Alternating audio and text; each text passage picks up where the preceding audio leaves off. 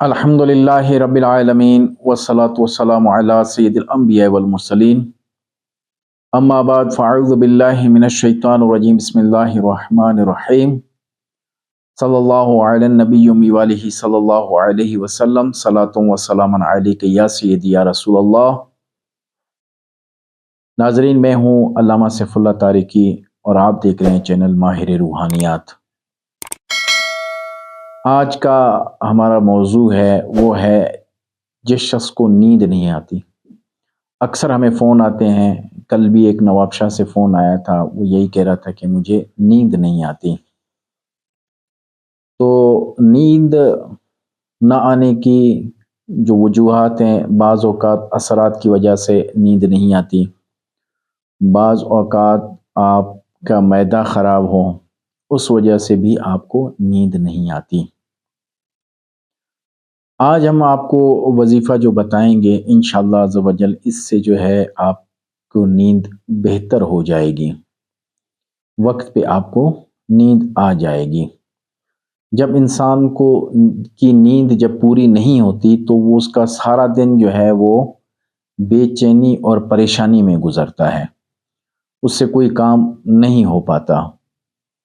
تو نیند رب تعالیٰ کی ایک بہت بڑی نعمت ہے کہ وقت پہ آ جائے، کیونکہ یہ نیند جو ہے بڑے بڑے بادشاہ جو ہے بعض اوقات نیند نہ آنے کی وجہ سے بے چین ہو جاتے ہیں، اور ہمارے یہاں تو بڑے بڑے صاحب اقتدار لوگ نیند کے لیے جو ہے مختلف نشہ آور چیزیں استعمال کرتے ہیں، یا پھر نیند کے لیے جو ہے وہ نیند کی جو گولیاں ہوتی ہیں نا، وہ گولیاں کھاتے ہیں۔ تو ہم آپ کو آج ایسا وظیفہ بتائیں گے جو نیند کے لیے نشہ آور چیزیں کھاتے ہیں، گولیاں ٹیبلٹس وغیرہ کھاتے ہیں، ان سے آپ کو نجات مل جائے گی۔ آپ نے جب عشاء کی نماز کے بعد وضو ہو کر جائے نماز پہ بیٹھ کر آپ نے یہ آیت مبارکہ 7 دفعہ پڑھنی ہے، پھر آپ اپنے بسترے میں چلے جائیں۔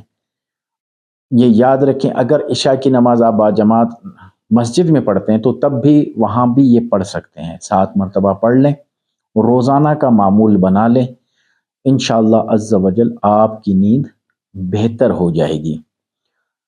یہ یاد رکھیں کہ ہم جو بھی وظیفہ دیتے ہیں وہ آپ نے یقین کے ساتھ آپ نے اس وظیفے کو کرنا ہے۔